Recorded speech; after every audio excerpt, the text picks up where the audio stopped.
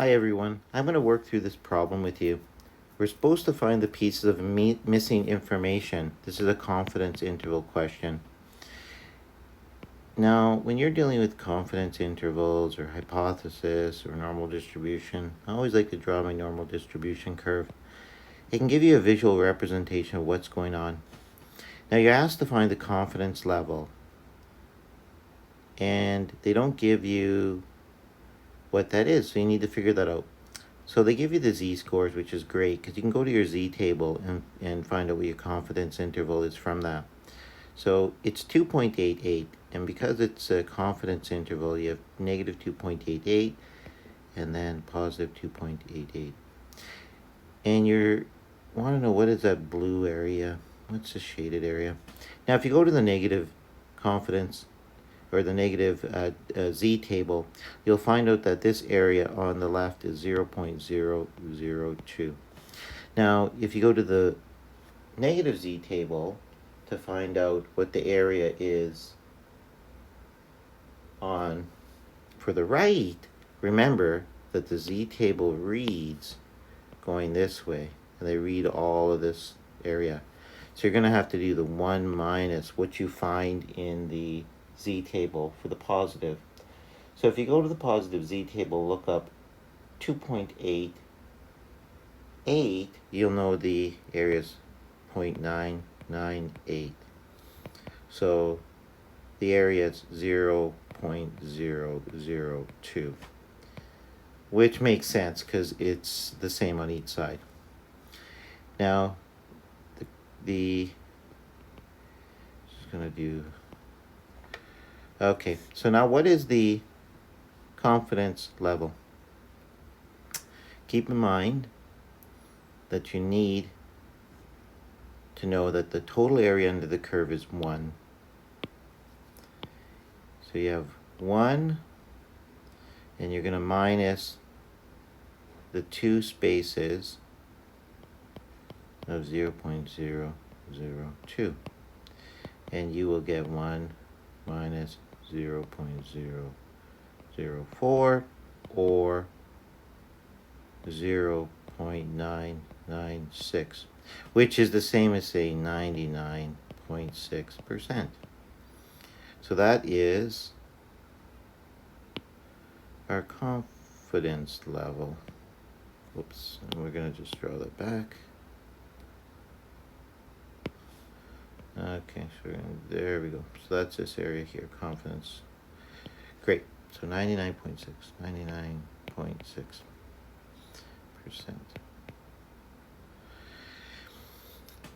So let's take a look at the other problems that we want to solve. The next thing we're trying to solve is the margin of error. What is the margin of error?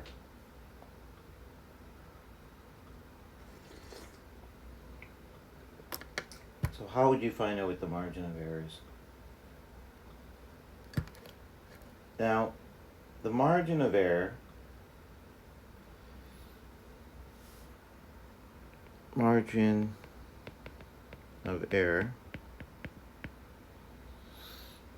can be calculated as the critical value times the standard error.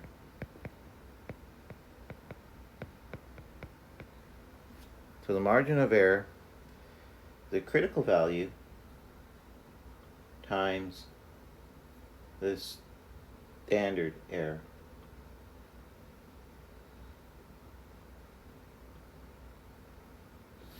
Okay.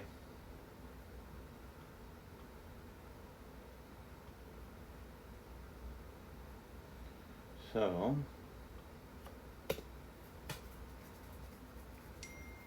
the critical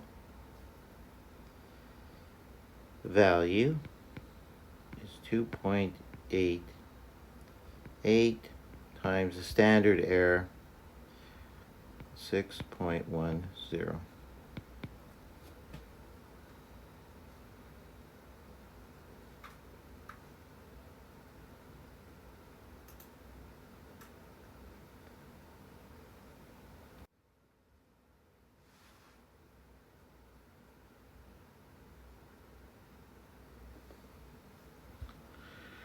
So we get, when we do the calculation, is 17.568. So 17.568. So that's your margin of error.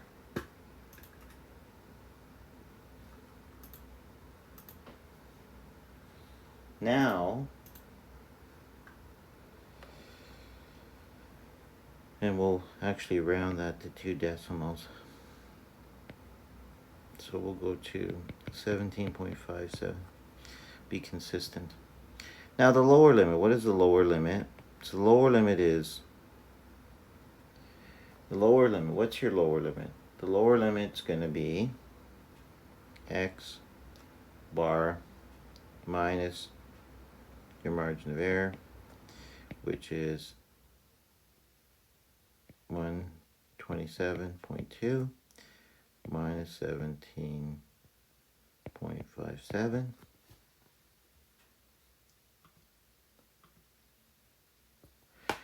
And that will get you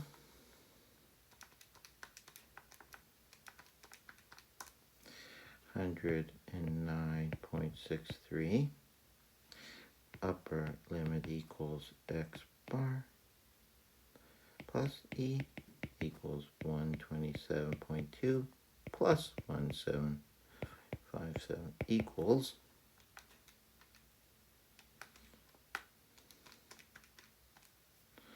144.77.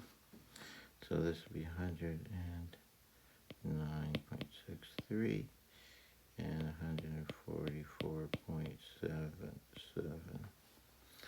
Okay. So, just wanted to go over that with you and give you the last piece of that information for the formula for that margin of error. Just keep a little bit easier with the one formula, and again make a note of it. The margin of error,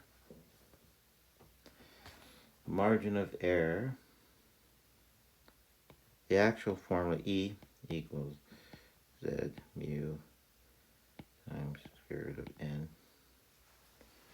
Now the Z is a critical value,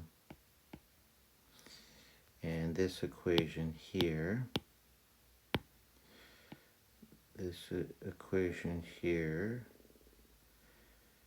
is your standard error. Okay, so that piece of the equation is your standard error. Make it a little bit better. So that is your standard error.